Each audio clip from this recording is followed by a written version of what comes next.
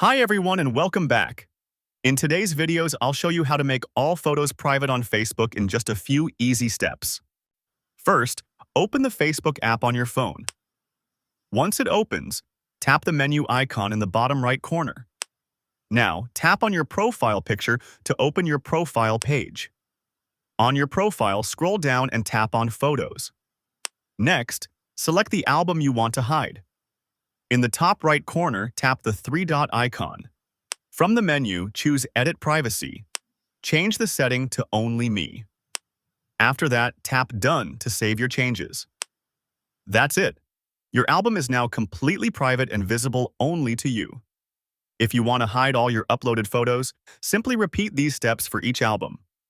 And that's. We have learned how you can take full control of your Facebook photo privacy. If this video helped you, don't forget to like, share, and follow for more simple Facebook tip.